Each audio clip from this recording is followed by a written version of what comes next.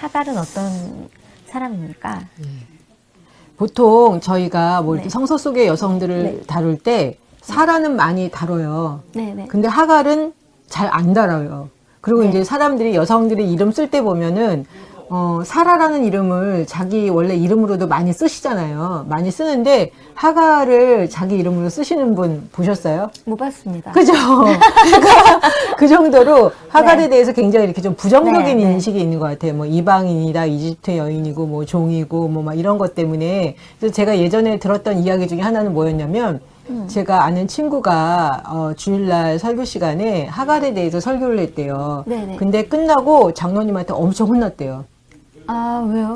뭐 이 하갈에 대해서 어떻게 긍정적으로 얘기할 수 있냐고? 아니야. 얘기하냐고? 얘기하냐고. 이슬람의 여인인데, 뭐, 막, 이렇게 이야기를 하시더라는 거예요. 그러니까, 아, 그 정도로, 부정적이구나. 이렇게 뭐, 사라에 대해서는 저희가 지난 시간에 여러 민족의 조상, 이렇게 이야기를 했잖아요. 네. 그리고 이제 뭐, 어머니, 열국의 어머니, 그래가지고 굉장히 이렇게 좋게 생각하는데, 하갈에 대해서는 별로 다루고 싶지 않아. 그죠? 예. 그런데 저는 하갈을 보면서 되게 대단한 여인이다라는 생각을 했었고 네. 오늘 제목으로 보면 강인한 생명의 소유자 하갈 이렇게 이야기를 하고 있습니다. 네네. 근데 먼저 그 하갈의 그 이름의 의미가 보면은 도망하다, 이주하다라는 뜻이에요. 이름 하갈이? 자체가 네. 어떻게 보면 이 여성의 그 정체성을 약간은 좀 보여주고 있는 것 같아요. 나중에 지었나? 왜 이렇게 다 이름하고 이렇게 삶이 연결이 됐는지 모르겠어.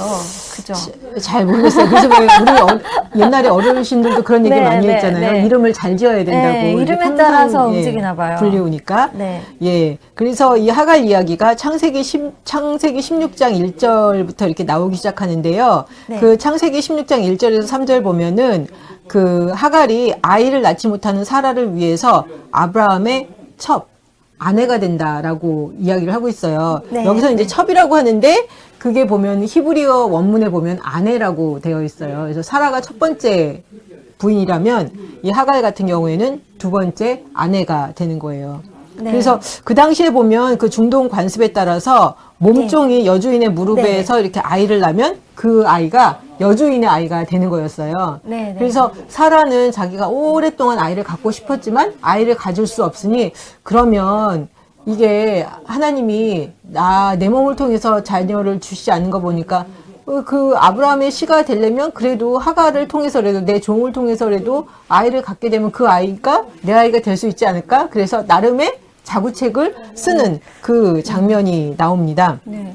중동에서는 되게 그런 일이 자연스러웠던 것 같아요. 우리나라도 마찬가지고. 우리나라도 왜 씨바지라는 네, 게 네. 있었잖아요. 그러니까 그죠? 씨바지도 있었을 뿐만 아니라 이렇게 그 시대에는 그러니까 남자가 여자를 여러 명 이렇게 같이 이렇게 하면서 사는 게 약간 자기의 부를 증명할 수 있는 뭐 그런 거이기도 했었던 것 같고. 그렇죠. 그리고 여자들도 그거에 대해서 거의 불만이 없던 건 아니었겠지만 그 사회 관습이나 제도에 대해서 그냥 그 순응하면서 살았던 것 같은 그런 그게 느낌이 보면은 들더라고요. 가부장제 사회고 유목민의 사회잖아요. 네, 네, 네. 그러니까 그런 사회 구조에서 여자가 혼자 스스로 생존하기가 어려운 네, 것 네. 같아요. 맞아요. 예, 네. 예. 그러니까 이게 거기다 여자가 또 이제 아이를 낳아서 키워야 되잖아요. 그러면 자기와 그 자기가 낳은 아이를 돌봐줄 사람이 필요하잖아요. 네, 네. 그래서 이렇게 보면 자연스럽게 가부장제 사회가 된 그러니까 것 그때는 같아요. 힘의 논리가 좀 지배하는 사회고 그렇죠. 또 아무래도 노동이 중시되는 사회니까 네. 노동력은 여성보다는 남성이라고 생각하던 시대고 힘이 여자보다는 남자가 있는 건 맞긴 맞거든요. 근데 일은 여자들이 많이 하던데? 그 일은 여자가 많이 하는데 그래도 이렇게 무거운 걸 든다든지 아니면 뭐 이렇게 한다든지 이럴 때는 이렇게 여자가 할 수 있는 영역이 좁아지더라고요. 그러니까 좀 중요한 일을 남자가 하게 되는 경우가 있어요. 왜냐면 힘이 세잖아. 그러니까 여자 입장에서 봐서는 남자를 시키는 거야. 무거운 일을. 근데 그때 당시에는 지금은 그렇게 생각할 수 있는데 그때 당시에는 그렇게 보지 않고 좀 남성의 힘을 가진 거지. 네, 그렇죠. 그래서 사라 같은 경우에도 하갈을 통해서 그 아브라함의 대를 이어보고자 하는 그 생각으로 하갈을 자기 남편인 아브라함한테 보냈습니다. 그렇게 했는데 이게 참 그럴 것 같아요. 자기는 그렇게 오랫동안 아이를 갖고 싶어가지고 사라 입장에서는 노력을 했는데 아이가 안 생겼어요. 근데 창세기 16장 4절에 보면 이 이야기가 나왔어요. 아브라함이 하갈과 동침하였더니 하갈이 임신함에 그가 자기의 임신함을 알고 그의 여주인을 멸시한지라. 너무 제가 보기에 사라 입장에선 어이없었을 것 같아요. 자기는 그렇게 아이를 가지려고 했는데 안 됐는데 자기 그 여종이랑 남편이 동침을 하자마자 아이를 가진 거예요. 그리고 또 이제 하갈의 입장에서는 어떻게 했어요? 자기가 아브라함의 아내가 되고 싶어서 된 게 아니라 자기 여주인 사라 때문에 자기는 아브라함한테 갈 수밖에 없었어요. 그래서 아브라함이랑 이렇게 동침을 했는데 아이가 딱 생겼어요. 그러니까 하갈의 입장에서 어땠겠어요, 마음이? 네. 저는 네. 하갈의 입장에서 네. 하갈의 입장에서. 그 사라가 했을 때, 아니, 하갈의 입장에서 자기가 딱 아이를 가졌을 때. 그때 어땠을 거냐고. 예. 글쎄요, 나 그때 어떤 감정인지 모르겠지만, 나는 내가 종이었다가 그 주인 남자한테 들어가는 것도 너무 싫고, 그 남자 애 베는 것도 너무 싫어가지고. 근데 만약에 내가 이제 성서에서라고도 생각을 해서 하갈이라고 생각하면, 이게 생각이 안 돼. 왜냐면 내가 산책하면서도 생각했는데, 나는 기분이 더럽게 나쁘거든요. 그래요? 그래가지고, 좋았을까? 근데 그때 당시에 관습이라면, 네. 좋았겠지? 그냥 그렇게 생각하는 거지. 그러니까 좋지 않아요. 아니, 좋지는 않지만, 그리고 하갈의 입장에서는 자기가 원해서 아브라함의 네네. 아내가 된 것도 아니야. 그런데, 딱 자기가 아이를 가지니까 저는 그런 생각이 들었어요. 아니, 이렇게 쉽게 아이를 가질 수 있는데, 사라는 왜 아이를 못 갖는 거지? 저 여자는, 내 주인이긴 하지만, 그 여자가, 그리고 지금도 그렇지, 지금은 좀 덜하지만, 그 당시에 여성이 아이를 낳지 못하면, 자기 역할을 못하는 거기 때문에 치명적이었거든요. 그니까요. 그러니까, 우리, 잠깐, 이 시간에 이제, 정 기자님이 오셔가지고, 제가 자꾸 신경이 쓰여가지고, 정 기자님 안녕하세요. 네, 자식이 권력이 되겠죠? 인사를 좀 드리고 싶어서, 예. 어국장님 옆에 계신 선생님 안녕하세요. 네. 인사를 안녕하세요. 드리더라고요. 예. 그래서 자식이 권력이 되는 게 맞는 것 같고, 그리고 신중기님 안녕하세요. 네. 네, 함께 해주셔서 감사합니다. 네. 그래서 저는 하갈이 아이를 가졌을 때, 와, 내 여주인은 안 되는데 나는 이렇게 쉽게 되네? 그리고 자식을 딱 가지니까 어떻게 했어요? 그리고 자기 남편도 생겼잖아. 이게 그대로 힘으로 왔을 것 같아요. 그니까 나는 좀, 오늘은 그냥 하갈의 입장에서 생각해볼게요. 하갈의 입장에서. 하갈의 입장이 그러니까 하갈의 입장이 좀 되게 어려운 게 나는 그게 인성의 문제도 있는 것 같아요. 그러니까 예를 들어 내 주인이고 내가 그때 어떤 위치라는 거를 정확하게 인지했다면은 내가 그런 마음이 생기는 게 당연할 것 같아요. 사실은 그래 저 주인은 임신도 못하고 나는 임신할 수 있는 여자고 나는 좀 쟤보다 능력이 있는 것 같은 거잖아요. 그러니까 나한테 힘이 생기는 게 맞는 건데 그러면 오히려 약자에 대해서 내가 생각할 때 그가 약자잖아. 주인이 예전에는 강자였는데 이제 내가 볼 때 그 사람이 약자가 됐단 말이에요. 네. 그러니까 약자를 보호해야 되는 거지 사실은. 그 마음이 들겠어요. 이때까지 종으로 살았는데. 그런 마음이 없으니까 그게 나는 좀 안타깝더라고. 하갈한테서. 그래서 저는 하갈이 아이를 가지면서 내가 엄마가 됐구나 하는 이렇게 자의식이 생겼을 것 같아요. 왜 가끔 보면 그런 얘기 있잖아요. 뭐 여자는 약하지만 엄마는 강하다. 이게 그 생명을 잉태한 여성이 그 자신의 그 정체성이 그 인식이 좀 많이 바뀌는 것 같아. 네. 그런 것 같아요. 네. 그런데 이거를 딱 보니까 이렇게 하갈이 임신해가지고 자기가 임신함을 알고 그 여주인을 멸시하니까 사라의 입장에선 이걸 보는 순간 뒤집어지는 거죠. 너무 화가 나가지고. 아니, 아이를 갖더니 지금 저 종이 도대체 주인을, 나를 어떻게, 막 함부로 하는 걸 보면서 자기는 아이도 못 가졌지? 또 그 하갈이 함부로 하자니까 되게 화가 났을 것 같아. 그러니까, 사라가 하갈을 막 학대를 해요. 막 학대를 하니까 이 하갈이 견디다 못해서 결국은 도망가는 장면이 이게 여기가 창세기 16장 5절 6절 나오는데 제가 한번 읽어볼게요. 이렇게 네. 이야기를 하고 있어요. 사레가 아브라함에게 이르되 내가 받는 모욕은 당신이 받아야 옳도다. 내가 나의 요종을 당신의 품에 두었거늘 그가 자기의 임신함을 알고 나를 멸시하니 당신과 나 사이에 여호와께서 판단하시기를 원하노라. 아브라함이 사레에게 이르되 당신의 여종은 당신의 수중에 있으니 당신의 눈에 좋을 대로 그에게 행하라 하며 사레가 하갈을 학대하였더니 하갈이 사레 앞에서 도망하였더라. 아, 나는 이때 내가 하갈이라면 너무 열받았을 것 같아. 와, 자기 아이를 가진 나를 아브라함이 그냥 모른 척하고 그냥 학대를 받게 놔둔다? 여주인은 나를 자기가 아이를 못 가지니까 대신 남편한테 보내더니 내가 조금 힘 있는 척 한다니까 나를 이렇게 뭐 막 학대를 해? 야, 다 소용없구나. 이 생각 들었을 것 같아, 저는. 그러니까 하갈이요. 네.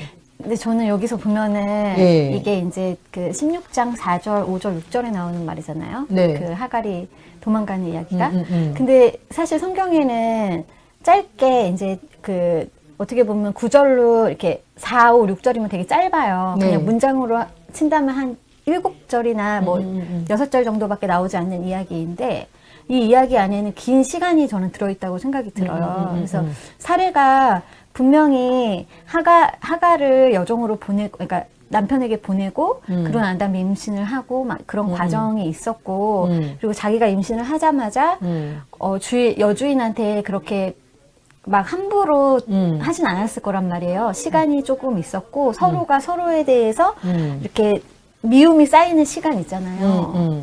그리고 나는 노력도 했을 것 같아. 이 성경의 기록의 4, 5, 6절 사이에는 여러 가지 이야기들이 담겨 있는 것 같고 그래서 시간이 흐르면서 사례가 사실은 하갈로부터 멸시를 받은 거지 먼저. 주인은 사실 여주인은 힘이 있는 거잖아요. 근데 남편한테 허락을 받지 않으면은 저 여자에 대해서 함부로 할 수 없으니까 사라 같은 경우에는 나는 많이 생각했을 것 같아.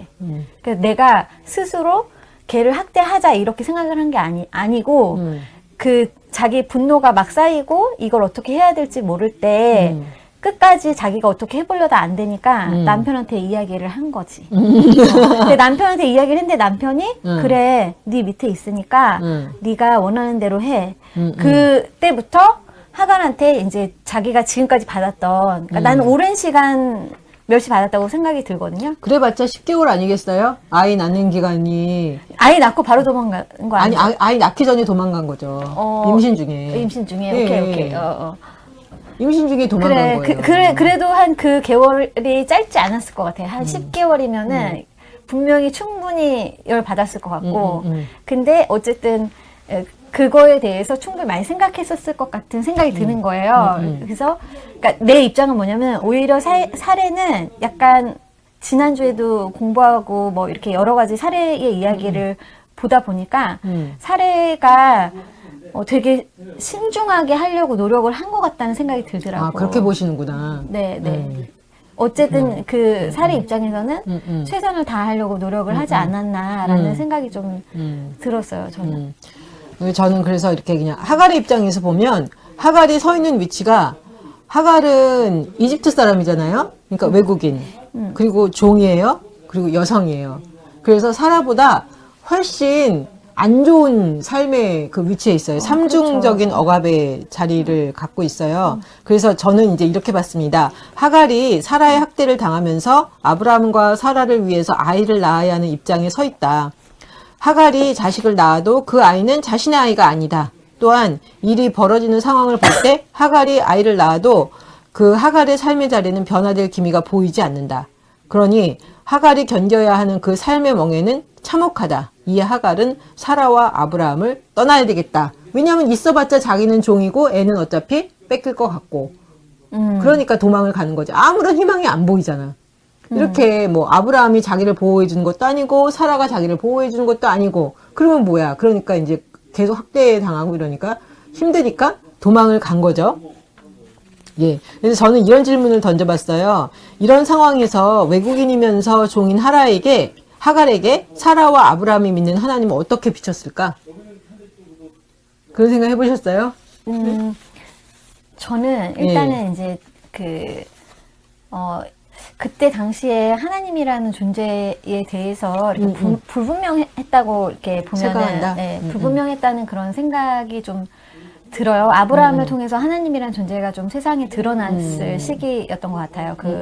어쨌든 노아 형수 이후에 이제 사람들이 막 혼란스럽고 하고 난 다음에 그 아브라함이라는 존재가 하나님을 기억하고 하나님이 하라는 대로 한 거는 그 역사 가운데 처음으로 드러나는 부분인데, 그래서 하나님은 계속 명확히 지금 시대로부터 그때까지 계산하더라도 지금이 가장 명확하게 하나님이 드러나신 시대이고, 이때 당시에는 조금 더 불분명하고 이렇게 나타나서 말씀하시는 하나님으로, 그러니까 내 삶에 늘 함께 하시고 나에게 이렇게 응답하시는 하나님으로 지금 저희는 알고 있지만, 이때는 가끔씩 나타나서 나한테 막 말씀해 그렇죠. 주시고 이런 하나님이란 말이에요. 그래서 내가 볼 때는 이 하갈이라는 사람도 그러니까 그 신이라는 존재에 대해서는 누구나 믿고 있잖아요. 그러다 보니까 이 신이 그 신이고 이 신이 그 신이었지 않았을까.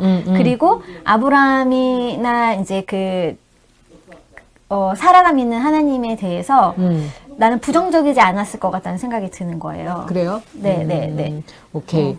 그래서 보면 창세기 16장 7절에서 9절에 보면은 이제 하갈이 도망갔어요. 그래서 도망가서 7장에서 9절 이런 이야기가 나옵니다. 여호와의 사자가 광야 샘물 곁 술길 샘 곁에서 그를 만나 이르되 사레의 여종 하갈아 내가 어디서 왔으며 어디로 가느냐. 그가 이르되 나는 내 여주인 사레를 피해서 도망하나이다. 여호와의 사자가 그에게 이르되 내 여주인에게로 돌아가서 그 수하에 복종하라. 그러니까 하갈이 너무 힘들어가지고 도망 나왔단 말이에요. 근데 광야에서 하나님의 음성을 들어. 근데 지금 네가 어디로 와서 어디에서 왔고 어디로 가느냐. 그래서 나 지금 여주인 사례 피해서 도망가고 있는데요. 그랬더니 도로 가서 복종해라. 이 이야기를 하는 거예요. 그 이야기를 들었을 때 기분이 어땠을까? 그러니까 저는 좀 이렇게 성경을 볼 때 약간 좀 다른 쪽으로 해석을 해야 된다고 생각하는 게, 이 복종이란 단어가 지금의 복종의 단어와 그때의 복종의 단어가 다를 수도 있잖아요.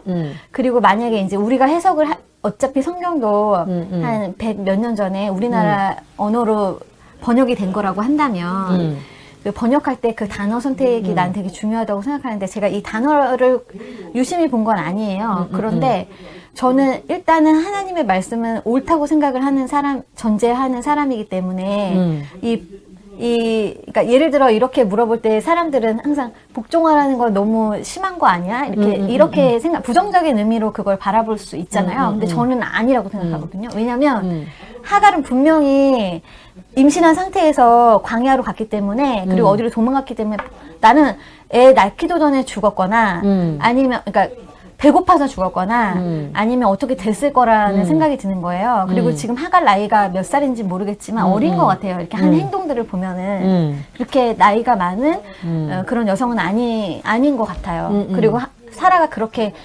나이 많은 사람을 자기 남편한테 보내지도 않았을 것 같고, 그래서 한 행동을 보면 그래. 그러니까 하여튼 내 주인이 한다고 해서 내가 도망가면 어떻게 살려고, 아무것도 없는 상황에서. 그러니까 하나님은 당황스러운 거지. 얘가 여기 나가면 분명히 죽을 건데, 그러니까 너 그냥 다시 돌아가서 그냥 주인이 하라는 대로 해. 그래야 네가 살 수도 있어. 이렇게 얘기해 주신 것 같아요. 이 당시에. 근데 되게 해석이 좋으시네요. 저는 이 소리 딱 들으면 너무 기가 막혔을 것 같아. 내가 너무 힘들어서 도망 나왔는데 나보고 다시 돌아가라고? 어떻게 내가 거기 다시 돌아가? 그래서 정말 이제 열이 받을 것 같아. 열은 받는데. 오죽하면 내가 나왔겠어? 그러면서. 근데, 오죽했으면 도망 나왔겠어요. 애를 가진 상태에서. 그런데 만약에 거기서 얘기가 끝났으면 나는 정말 하나님 너무 싫었을 것 같아요. 근데 그 다음에 보면 10절부터 12절까지 이 말씀을 듣고는 돌아갔을 것 같아. 왜냐하면 하나님이 돌아가라 하고 이야기를 하면서 10절부터 이렇게 이야기합니다. 여호와의 사자가 또 그에게 이르되 내가 너의 씨를 크게 번성하여 그 수가 많아 셀 수 없게 하리라. 여호와의 사자가 또 그에게 이르되 내가 임신하였은즉 아들을 낳으리니 그 이름을 이스마엘이라 하라. 이는 여호와께서 내 고통을 들으셨음이니라. 그가 사람 중에 들나귀 같이 되리니 그의 손이 모든 사람을 치겠고 모든 사람이 모든 사람의 손이 그를 칠지니 그가 모든 형제와 대항하여 살리라. 그러니까 그냥 복종해라 그러면 내가 못 가겠는데 뭐라 그러냐면 하나님이 네가 아들을 낳을 건데 그 아들을 이스마엘이라 해라. 그리고 내가 그 아들이 그리고 너의 그 씨가 크게 번성해서 그 수가 되게 많아질 것이다. 그리고 내가 너의 고통을 들었다. 나는 거기서 이제 끝났을 것 같아. 하나님이 나의 고통을 들으셨다고? 거기다가 내가 낳은 아들의 씨가 번성해가지고 이렇게 크게 된다고? 내 아들을 주신다는 거잖아요. 그러면 힘들어도 어떻게 갈 수 있지. 집에. 네. 네, 그러니까 여기서 이제 제가 네. 다른 글들을 보니까 네. 이게 아브라함에게 하셨던 하나님의 약속을 네. 하갈한테 동시에 해주시는 약속이라고 예. 하더라고요. 예. 그러니까 여자 중에 너가 민족의 씨를 낳을 거고 너가 조상이 될 거라는 약속은 보통 보면 사라도 그 옆에서 들었거든요. 아브라함한테 그렇죠. 하나님은 항상 아브라함한테 말씀하셨고 아브라함한테 그 얘기를 해주셨어요. 그런데 이번에는 하나님이 사라한테 나타나셔서 그러니까 하갈에게 나타나셔서 하갈에게 그 이야기를 해주신 거죠. 직접. 그래서, 직접 해주셨기 때문에 이게 동등한 위치에서 동등한 그러니까 하나님의 복을 받은 거라고 이야기를 하더라고요. 네. 그 사실은 여러 민족의 조상할 때 하갈도 같이 들어가는 게 맞죠. 맞는 것 같고 그래서 이제 아브라함과 사라와 하갈이 연결되어서 이제 그 어떻게 보면은 여러 민족의 조상이라고 할 수 있는 거죠. 그렇죠. 예. 그리고 아까 말씀하신 대로 하갈은 직접 하나님을 대면하고 하나님의 음성을 듣고 하나님이 하갈에게 네. 내가 너의 고통을 들었다. 네, 그래서 완벽한 위로가 되는 것 같아요. 아니 그러니까 네. 하나님이 뭘 하라고 할 때 너 이렇게 해야 돼 가서 그러니까 나는 그렇게 들렸거든요. 너 가서 그녀의 말을 잘 들어야 돼. 그러니까 사람 말을 네가 잘 들어야 돼. 그래야 네가 내가 한 약속이 이루어질 수 있고 그래야 네가 할 수 있어라고 이제 얘기를 해주는 거야. 그러니까 사실 가서 그 내가 피했던 주인한테 내가 다시 돌아가는 건 너무 힘든 일인데 하나님이 주신 약속은 그 힘든 일을 할 수 있게 해주는 어떤 힘이 되는 거죠. 위로가 그렇죠. 되고. 그렇죠. 그리고 이게 지금 하갈이 네. 너무 힘드니까 도망 나왔는데 도망 나온다고 문제 해결이 되는 게 아니라 다시 돌아가서 직면할 때 문제 해결이 된다는 거죠. 자기 그러니까요. 문제가. 예. 그렇죠. 그래서 다시 돌아가라고 하시는 것 같아요. 예. 그래서 하갈은 하나님을 만나서 문제 해결의 실마리를 찾고 자신의 자손 약속을 받았습니다. 인간적으로 보면 하갈은 여전히 사라의 여종입니다. 하지만 하나님을 만난 하갈은 더 이상 사라와 아브라함을 위해서 아이를 낳는 도구가 아니다. 하나님을 만난 하갈은 이제 자신의 고통에 직면한 힘을 얻어서 집으로 돌아가고 이제 내가 나의 아들을 낳을 것이고 그 아들이 많은 민족을 재생산해낼 것이라는 그런 꿈과 소망을 갖고 그쵸, 가는 예. 거죠. 그러니까 인간은 어떻게 네. 보면은 희망이나 꿈이 없으면은 앞으로 나아가지 못하는 존재 같아요. 저는 그런 그러네요. 것 같아요. 그러네요. 네. 리리스님 안녕하세요. 이런 감사합니다. 네, 그리고 예. 들어오신 선생님들 갑자기 이게 눈에 딱 띄었거든요. 그래서 우리 들어오신 선생님들 인사를 좀 나눌게요. 아까 우리 저게 럭키 선생님이죠. 네. 하자르 이스마엘의 엄마라고 하신 분이 네. 앞에 카르티아 네. 카르티아 럭키 선생님. 네. 네, 하자르 이스마엘의 엄마. 하자르 하갈을 하자르 하자르로 있- 이렇게 한 것 같아요. 그렇구나. 어디서 나온 말이지 하자르는? 하갈을 저렇게 다른 아마 말로 다른 하면 말로 그렇게 한것 어쨌든 같아요. 훌륭하십니다. 네. 네, 그리고 네. 리리스님 정말 감사합니다. 네. 네. 여기 보면 이렇게 해서 이제 하갈이 이제 다시 네, 네. 사라와 아브라함한테 돌아가는데 이때 돌아가기 전에 하갈이 보면 여호와의 이름을 부르는 장면이 나와요. 창세기 16장 13절 14절 말씀인데 제가 한번 아니면 선생님 한번 읽어주시겠어요? 제가 읽을까요? 예, 16장 13, 14절. 하갈이 자기에게 이르신 여호와의 이름을 나를 살피시는 하나님이라 하였으니 이는 내가 어떻게 여기서 나를 살피시는 하나님을 배웠는고 함이라. 이러므로 그 샘을 부엘라 헤로이라 불렀으며 그것은 가데스와 바렛 사이에 있더라. 예. 하갈이 이렇게 하나님을 만난 다음에 그 심정이 그대로 드러나는 것. 하나님이 나를 살피시는구나. 그래서 하갈이 하나님의 이름을 이렇게 지어 불러요. 그래서 최초로 성서에서 하나님의 이름을 지어 부른 여인이다. 그래서 어떤 분은 하갈을 신학자다. 왜냐면 하나님의 이름을 지어 부르니까, 이렇게 직접 지어서 부르니까. 나를 살피시는 하나님. 하갈한테는 하나님이 나를 살피시는 하나님이시다. 그러니 얘가 항상 그 생각을 하면 얼마나 이렇게 행복할까. 그리고 어려운 순간에도 하나님은 나를 살펴주시는 하나님이야. 그 하나님으로 말미암아 내가 이렇게 힘을 얻고 살 수 있었을 것 같아요. 네, 그러니까 하여튼 하갈한테는 이게 오히려 도리어라고 하기보다는 어떻게 보면은 그 약속된 하나님의 말씀 중에 사라와 아브라함한테 주셨던 그 이야기들을 이 하갈이라는 여종이죠, 사실은. 아까 그쵸? 말씀하신 것처럼 이집트인, 지금도 우리나라의 이 이주민이나 이 외국인들은 이렇게 그러니까 좀 불평등하잖아요. 그쵸. 평등하지 않은데 그렇죠. 이거는 정말 사실은 성경의 시대는 엄청나게 오랜 시절이란 말이에요. 그때 종으로 이제 데리고 온 그 여성, 그 여성에게 주어진 힘이라는 거는 아주 미약한 힘인 거예요. 주인이 하라 그러면 뭐든지 다 하는 그런 여성인 거예요. 근데 그거를 만들어낸 건 하나님이 누구 종삼아라 이렇게 한 건 절대 아니거든요. 그렇죠. 사람들이 그렇게 하는 거죠. 그렇다 보니까 하나님의 입장에서는 이 하갈을 종으로 보는 게 아니라 이 하갈을 여러 민족의 조상으로 보시는 거예요. 그렇죠. 너 또한 내가 너무나도 사랑하는 딸이다. 얼마나 기뻐요. 네. 얼마나 위로가 돼. 네. 그러니까 그거를 알려주시는 하나님을 만난 거지. 그렇죠. 하갈은. 그리고 성경에서 보면은 그 하나님의 관점에서 보면은 하나님은 늘 항상 모든 사람들에게 동일한 은혜를 주시고 계시다는 거를 여기서 보면 알 수 있는 것 그렇죠. 같아요. 네, 좋습니다. 창세기 16장 15절 16절에 보면은 하갈이 드디어 아이를 낳는 장면이 나와요. 그래서 하갈은 아브라함의 아들을 낳음에 아브라함이 하갈이 낳은 아들을 이름하여 이스마엘이라 하였더라. 하갈이 아브라함에게 이스마엘을 낳았을 때 아브라함이 86세였더라.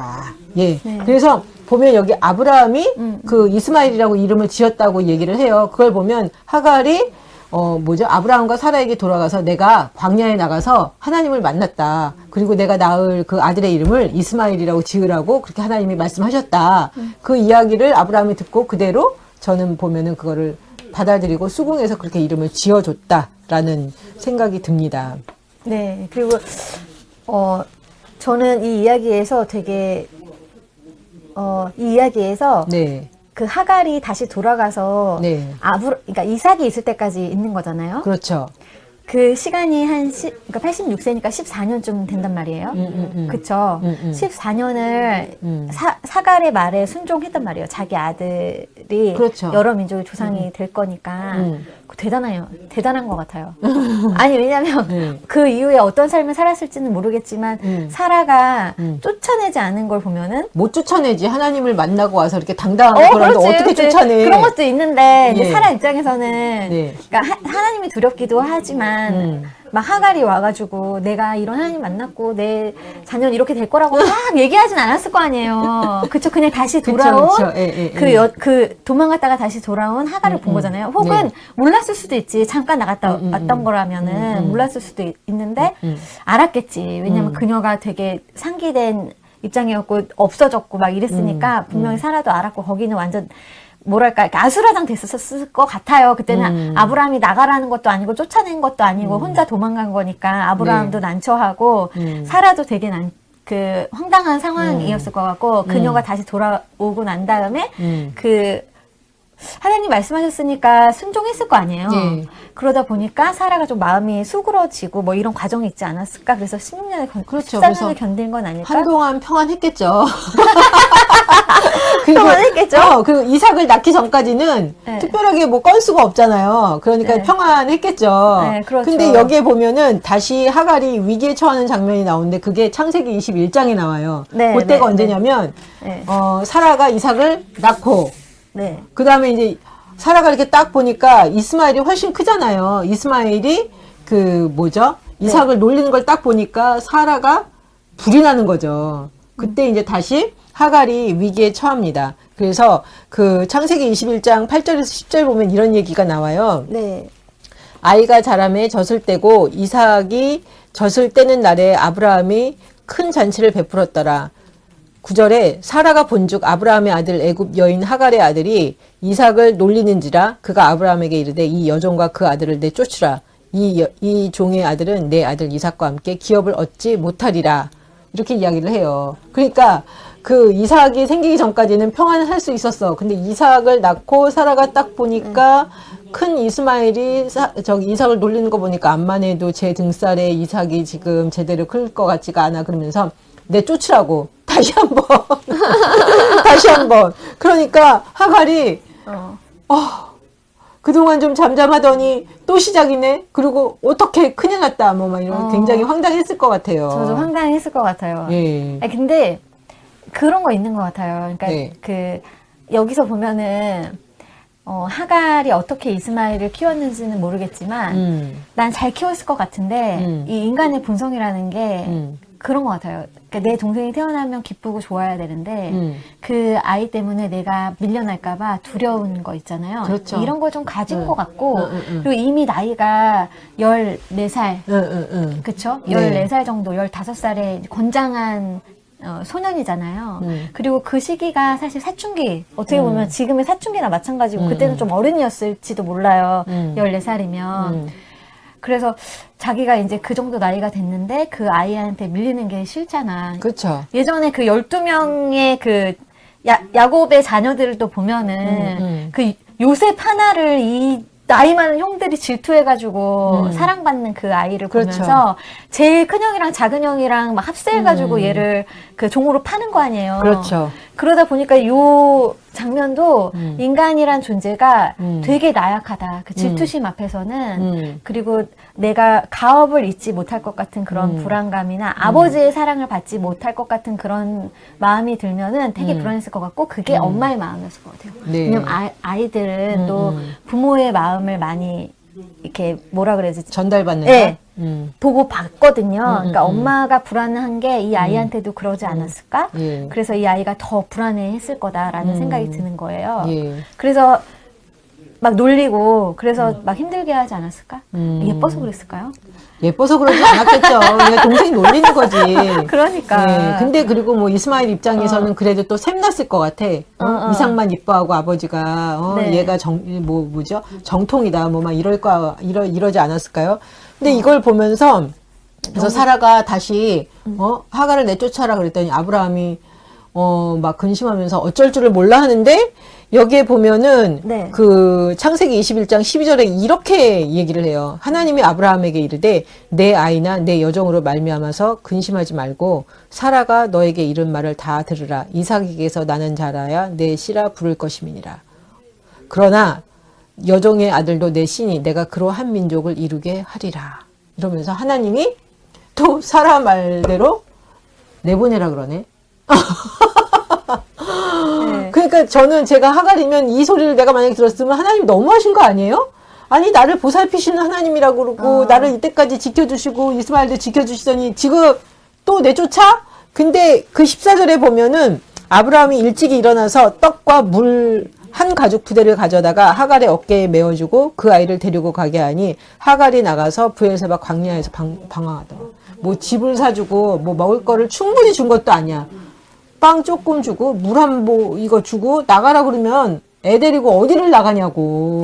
근데 나 같으면은 우리도 이제 아브라함이 어떤 사람인지 알잖아요. 족장이었잖아요. 예. 그 당시에 사실은. 예. 그래서 못해도 한 300명 이상의 그 식솔들이 있었을 거란 말이에요. 네. 예, 분명히 이게 세보면 그래요. 나중에 이제 아브라함이 뭐 이렇게 그 싸우고 돌아왔는데 막 엄청나게 많은 부족들을 왔다고 그런 내용들을 보면은 아브라함이 그냥 하나님이 가라고 할 때도 자기랑 부인이랑 수많은 그 종들을 데리고 가솔들을 데리고 간 걸로 나오거든요.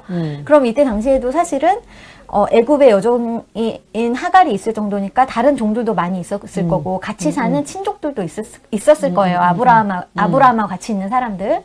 그런데 어떻게 아브라함이 둘만 내보내냐고. 종을 붙여줘야지. 여튼간 너무 잔인하게 내보냈어요. 네, 맞아요. 그거는 좀, 저도 그거는 좀 너무 잔인하다는 생각이 들고, 예. 그렇지만, 그때 당시에는 임신한 상태에서 나갔을 때는 하나님이 보호해 주신다고 해도 이 부자를 보호하는 가장 큰 방법은 그냥 다시 돌아가서 살게 하는 거였는데 이제는 그래도 이스마엘이 장성했잖아요. 그러니까 아주 큰 건 아니지만 어느 정도는 엄마와 함께 살 수 있는 그런 시기가 됐을 때 하나님이 보시기에도 이스마엘이 이삭한테 하는 거는 그리고 앞으로 이렇게 되어질 과정을 보니까 왜냐하면 가인과 아벨 사건도 있잖아요. 그러니까 그쵸. 쳐 죽인 거 하나님 보셨잖아. 인간들이 어떻게 하는지 보셨잖아요. 아 얘네들이 서로 질투가 나면은 돌로 쳐서 죽일 수도 있는 거구나. 그것도 한 배에서 난 한 자식이라도 이게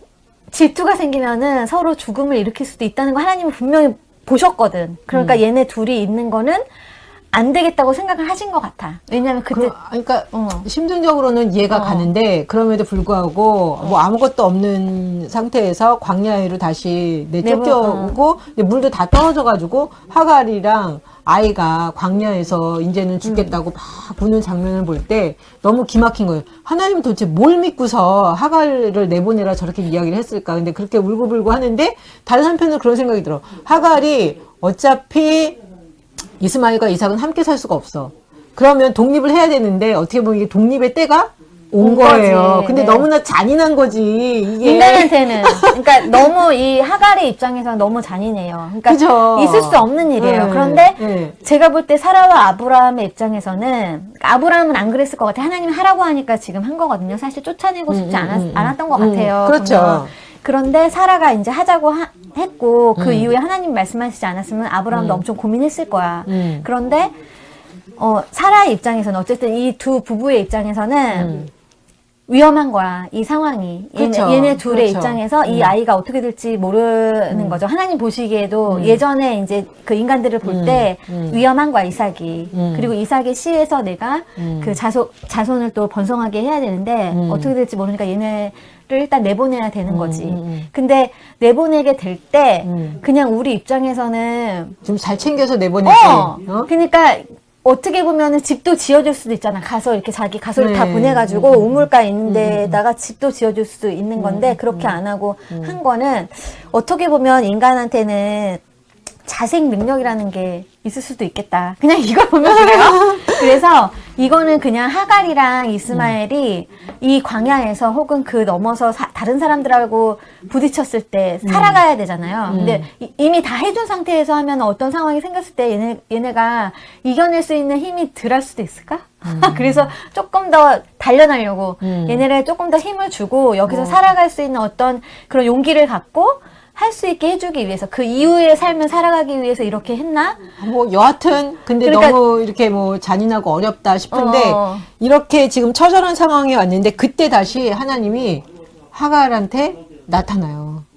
이게 참 놀라운 것 같아요. 예. 힘을 주시려고. 예. 그리고 보면 우리는 고난 받는 거 싫은데 사실은 고난 가운데서 깊이 하나님을 만나잖아요. 그러니까 여기서도 딱 보면 그 하갈이 그 창세기 21장 16절에 이런 이야기를 해요. 아이가 죽는 것을 참아 보지 못하겠다 하고 화살 한바탕 거리 떨어져서 마주 앉아서 바라보며 소리내어서 우니 하나님이 그 어린아이의 소리를 들으셨으므로 하나님의 사자가 하늘에서부터 하갈을 불러 이르되 하갈아 무슨 일이냐 두려워하지 말라 하나님이 저기 있는 아이의 소리를 들으셨나니 일어나 아이를 일으켜 내 손으로 붙들라 그가 큰 민족을 이루게 하리라. 이거가 예전에 보면 하셨던 약속이잖아요. 네. 근데 그 약속을 지금 내쫓겼는데 이 상황에서 다시 한번 그 약속을 해주시는 거예요. 네. 네. 그러면서 아마 하갈은 맞다. 그러니까 내쫓겼을 때는 정신이 없으니까 하나님 우리를 죽이시려고 그러나 보다. 더 이상 우리를 돌보시지 않나 보다. 예전에 하갈이 뭐라 그랬습니까? 나를 살피시는 하나님이라고 이야기를 했어요. 근데 이렇게 막 고난에 처하고 광야로 내쫓기니까 아무 생각도 안 났을 거 아니에요. 그러다가 하나님 다시 이렇게 말씀하시니까 맞다. 이스마엘을 여러 민족의 조상으로 만들어 주신다 그랬지. 그러면서 좀 정신이 다시 들었을 것 같아요. 네. 그러니까 저도 제 인생을 놓고 봤을 때 네. 그런 기억들이 있어요. 그러니까 제가 그러니까 신대원생이었음에도 불구하고 되게 그때 너무 공부하는 게 너무 힘들었거든요. 근데 내가 이 공부를 하는 게 분명히 내가 이 하나님의 일을 하려고 하는 거였잖아요. 그런데 어느 순간 보니까 나 욕심이 나 있었던 것 같아요. 그래서 너무 잘하고 싶은 거야, 내가. 그러다 보니까 잘 못하는 나를 발견하고 우울증에 걸리기 시작한 거예요, 제가. 한참 우울증에 걸렸었는데 그걸 우울증이라고 생각도 못할 만큼 이 절망스러운 때가 있었어요. 너무너무 절망스럽고 뭐 어떻게 해야 될지 모르겠고 사는 게 재미가 없고 그렇잖아. 내가 하나님의 일을 하면서 즐겁게 하려고 내가 이 신경을 들었지.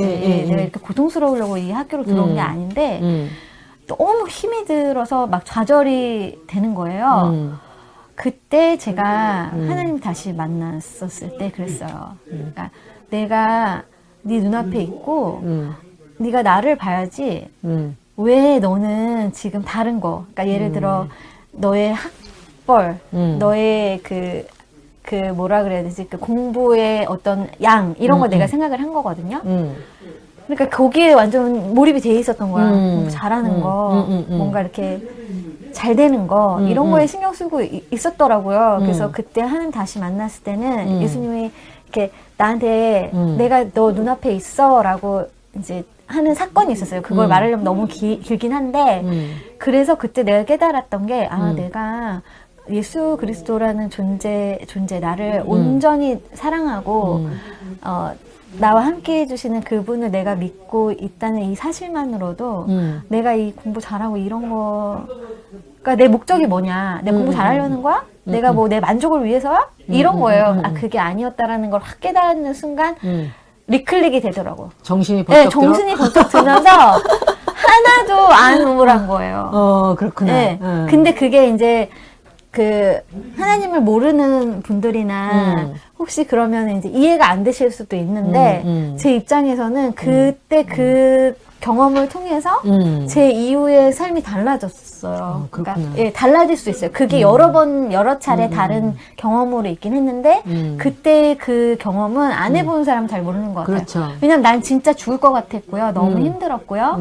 그래서 그 학교를 내가 다녀야 되나 말아야 되나 고민까지 하는 상황이었거든요. 왜냐면 나는 그 전에 제가 학부 시절 때는 항상 칭찬받고 너 너무 잘해. 그리고 교수님들이 저 아이 컨택 해주시고 제 막 칭찬했었는데 대학원에 딱 들어가자마자 교수님들이 저 모른 척하고 그리고 그 시험 보는데 눈이 하얗게 돼서 그 답안지를 다 못 쓰고 나오고 막 이랬거든요. 사실 그 잘못 들어갔는데 영어로 공부하는 과정에 잘못 들어갔어요. 그래가지고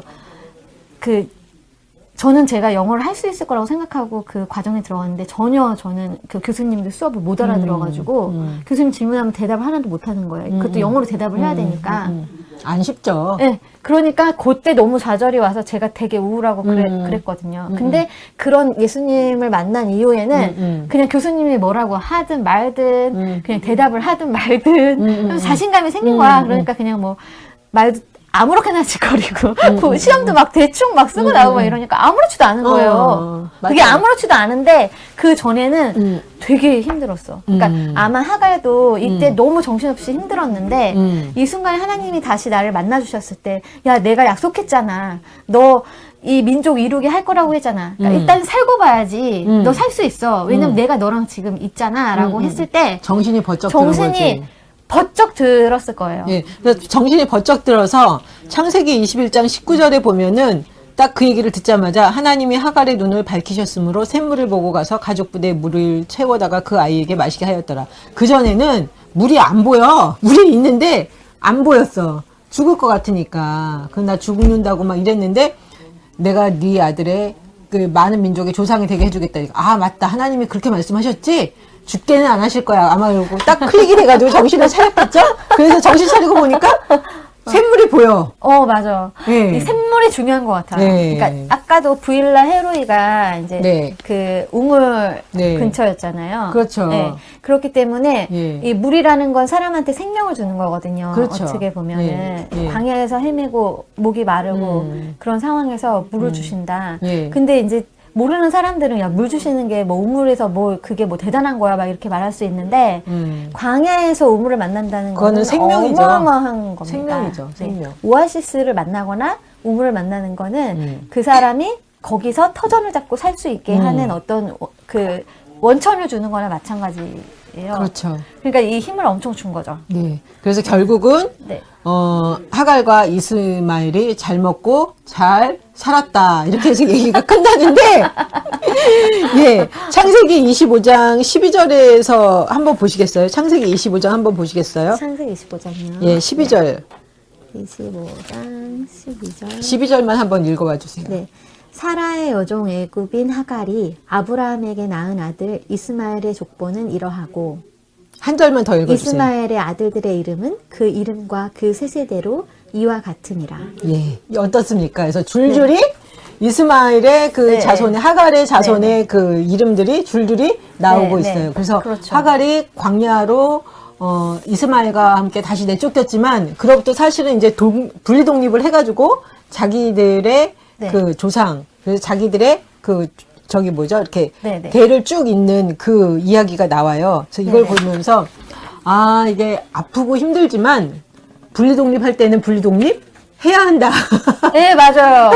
그러니까 독립했기 때문에 예. 자기 자손을 쭉 낳을 수 있었던 거고 그렇죠. 이삭이랑 연결되지 않았기 때문에 네. 그러니까 우리가 성경에서 말하는 여러 가지 다툼이나, 예, 그런 사건들이 건데. 일어나지 않은 거예요. 그냥 하나님은 맞아. 예. 나는 미리 아셨던 것 같아. 인간의 역사를 볼 때 서로 쳐 죽이고 막 예. 하는데 이거는 예. 뭐 부부고 네.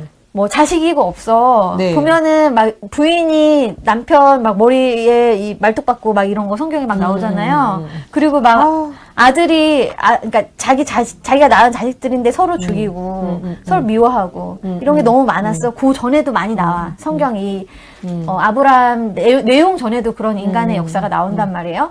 그런데 만약에 진짜 이 순간에 같이 살았어 봐.